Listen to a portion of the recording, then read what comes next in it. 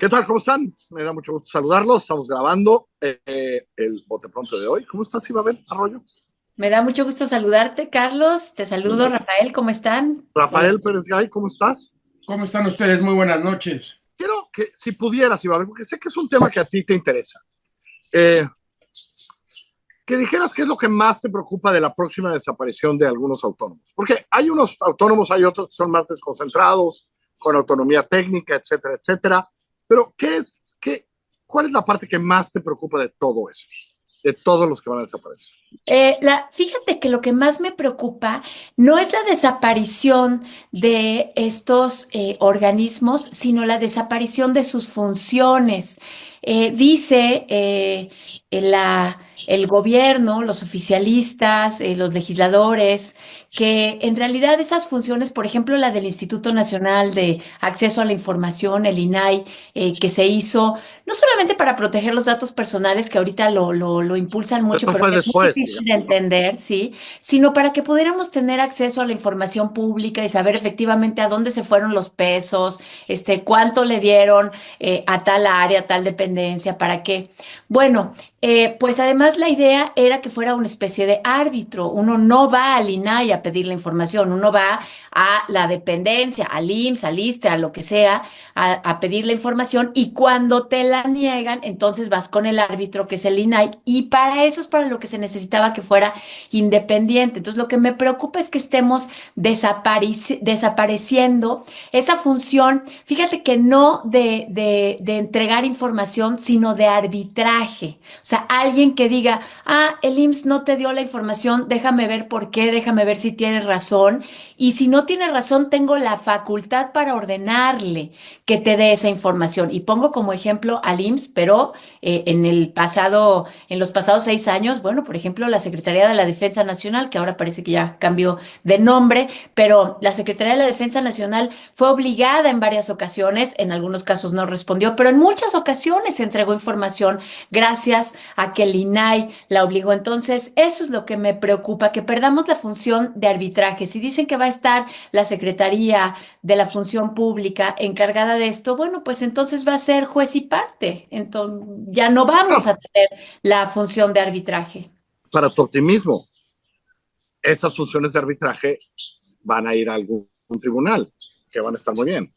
Ah, Claro, cómo funciona en muchos otros países. Entonces tú tranquila, Isabel, no. ¿Qué te preocupa a ti, mi querido respiro. Rafael?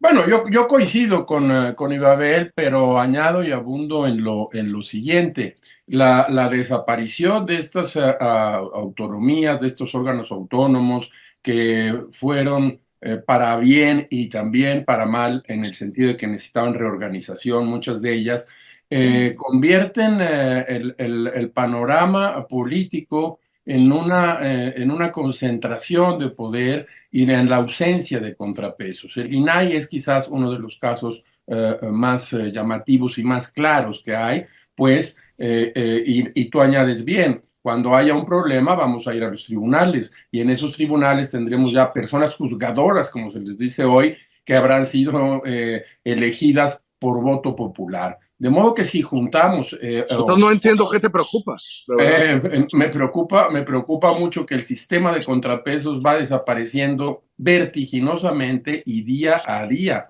Me preocupa mucho que haya tal rapidez y que no haya siquiera un momento para deliberar sobre alguno de los órganos autónomos. Tengo un amigo que hace el chiste, no solo eso, van a desaparecer la palabra autonomía porque les molesta. Al expresidente López Obrador le molestaba, lo ponía de mal humor. Yo no sé qué va a pasar con la Universidad Nacional Autónoma de México, pero bueno, la verdad es que el panorama político para la deliberación, para los contrapesos, parece en el futuro Sí, no, algo muy, muy compleja, muy Sí. complicada. sí. Ya está COFESE, ya están otras.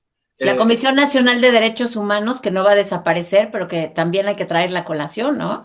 bueno, falta, pero falta nada más que se decida quién va a quedar ahí, ¿no? Es decir, todavía, Sí, ¿no? pero Y todo fíjate que indica que es la ahí, segunda en la lista, ¿no? Hasta ahorita. sí, pero fíjate que ahí quiero recuperar lo que estás diciendo, Rafael, porque eso de que va a desaparecer la autonomía es que efectivamente en las discusiones que escucho, en realidad no es que están desapareciendo un edificio, una institución, sino Sí, una idea correcto. de contrapeso. Escuché en la comparecencia que para elegir al próximo ombudsman, al próximo titular de la Comisión Nacional de Derechos Humanos, a Nacheli Hernández, no, Ramírez Hernández. Ella fue de la Comisión de Derechos Humanos de la Ciudad de México y ella decía, la autonomía no me la da mi cercanía con el poder político o con quien está en el gobierno. Mi autonomía me la da mi actitud ante las víctimas. La estoy parafraseando, pero esa era la idea que ella estaba poniendo sobre la mesa y me preocupó muchísimo que ella entendiera así la autonomía. Es más, decía, yo no tengo por qué estar peleada con el gobierno. No, Y eso sí lo dijo tal cual, peleada. Y estoy de acuerdo con ella, pero lo que me preocupa es que crea que la autonomía implica la oposición, la pelea, la confrontación con el poder público y no la libertad para decidir sin subordinación a ese poder público. Sí, efectivamente, va a desaparecer la palabra y la noción misma de autonomía. Sí, sí, y podríamos, no solo eso, sino que podríamos agregar que lo estás formulando y creo que fraseando muy bien, Ibabel, es decir, desaparece la idea que había ido creando una forma de acotar distintos poderes. Para empezar, el poder presidencial empezaba a estar acotado por distintos organismos que hacían, como tú dices, la labor de arbitraje y también una labor muy importante de vigilancia. Ahora, debemos decir lo obvio, el gobierno va a vigilar al gobierno. Ellos mismos van a ser no solo juez y parte, van a decidir qué sí y qué no. En una de las ideas más importantes que ha atravesado todo esto, que es la idea de la corrupción, ya desaparece en este momento un organismo que pueda ser un árbitro a la hora de investigar casos de corrupción. Será el propio gobierno que se investigue a sí mismo, lo cual es simplemente delirante, diría yo. Eso es un bote pronto que deberíamos quedarnos esta manera. insisto que quedan los tribunales, ¿eh? O sea, Sí, no, los no es tribunales, tan sencillo, es decir, ¿no? Es decir, esos tribunales que serán elegidos el porque año. el mecanismo de transparencia no se altera, y Babel lo puso muy bien al principio.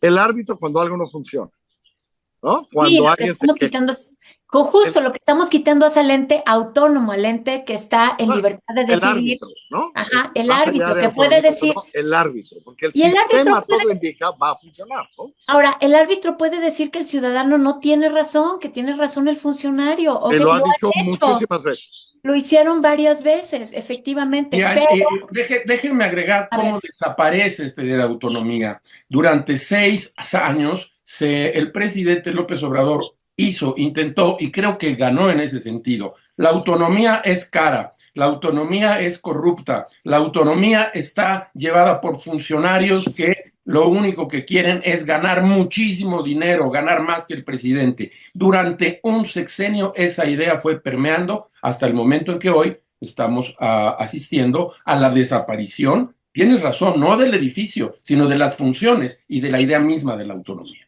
quiero De alguna, añadir, sí. sí, y Babel. Y quiero añadir algo, o sea, además de la desaparición de esta noción, también me parece que entra un concepto de el titular del poder que es honesto y no necesita de estas instituciones. Es decir, tú cambias a la élite o al grupo, pones a los que sí se van a portar bien, todos tenemos que aceptar que se van a portar bien y por eso no necesitan de estas instituciones. Me acuerdo muchísimo de un debate en el que me sorprendió Enrique Alfaro cuando iba a ser, fíjense, era candidato a la alcaldía de Guadalajara. Enrique Alfaro, que después fue gobernador, y era candidato contra Ricardo Villanueva, que después fue rector de la Universidad de Guadalajara, y les preguntaban, ¿cómo van a combatir la corrupción en Guadalajara? Y Ricardo Villanueva, no, sí, la vigilancia, un ente autónomo, todas estas cosas. Y Enrique Alfaro, no, pues muy fácil, no vamos a ser corruptos. Y tú, Es la misma lógica, porque, pero hay una lógica, es decir, varias de estas instituciones se crearon para vigilar un gobierno que era claramente corrupto y de alguna manera el gobierno lo aceptaba, ¿no? ¿cómo? Eso es muy importante. Fueron ¿no? creadas por eso, porque había un gobierno corrupto hasta el copete. Y entonces esta creación era para vigilar. Y no fue sino la entonces oposición que estaba, que se reunía en el PRD y que encabezó durante mucho tiempo el expresidente López Obrador, fueron ellos los que exigían en muchos casos que esos organismos existieran. Hoy en día ya no es que están en el poder, les parece que no son necesarios. Pero además hay algo importante, o sea, a mí me parece increíblemente ingenuo que no va a haber corrupción por la decisión de un partido político honesto. ¿Puede haber funcionarios honestos? Claro que sí, hay muchos, como lo hay muchos jueces honestos, pero no se garantiza que todos lo sean. Necesitamos a fuerza un mecanismo de control. A ver, para que Babel no se vaya triste hoy, un minuto, tú, Rafael Pérez Gay. Trump, pues ya se esperaba, ya sucedió, ya nombró al nuevo zar fronterizo ayer domingo, un duro, viene Stephen Miller de segundo en la Casa Blanca, de Deputy White House Chief of Staff. Lo que estamos esperando, ¿no? Lo que no sabemos todavía es si ya hoy hubo la primera llamada al nuevo de las fronteras. Bueno, ¿no? probablemente, sigo... Ramón de la Fuente, ¿no? Diciendo, hey, sentémonos, ¿no? Yo creo que el camino está, pues como decimos siempre aquí, no nos gusta hablar del futuro, sino del presente. Y en el presente lo que ocurre es que tendremos una andanada. Para empezar, el asunto migratorio, no sé si va a consistir en las deportaciones masivas que ha prometido en la campaña el presidente Trump, pero el gobierno mexicano tendrá que trabajar muy duramente y estudiar muy bien cómo va a negociar y cómo se va a presentar a la negociación del tratado, el nuevo tratado de comercio, porque Trump es, como ya sabemos, un hombre absolutamente irascible y en muchos sentidos impredecible. Yo diría entonces que hay que dedicarle mucho tiempo a eso. Creo que tú llevas ya muchos artículos en donde dices, oigan, ahí viene ya esto, ya va a estar. Bueno, pues ya llegamos, Carlos, lo que tú nos has dicho desde hace mucho tiempo. Y siempre... Hay que sentarse con el señor, ya. Déjenme que les diga, bueno, no sé si voy a cerrar yo, pero déjenme que les diga una cosa. Cierra. Pensando en esto y en el gobierno mexicano también y en Trump, y siempre me acuerdo de lo que decía el escritor Alberto Moravia, que le decía, me parece muy curioso que los votantes no se hagan cargo de los fracasos de sus gobernantes. Háganse también cargo quienes han votado aquí y allá por quienes votaron. Ese es, para cerrar, mi voto pronto, el mío. Ya está. Y Babel, abrazo, Rafa, abrazo, nos vemos la próxima semana. Buenas noches. A todos. Buenas noches.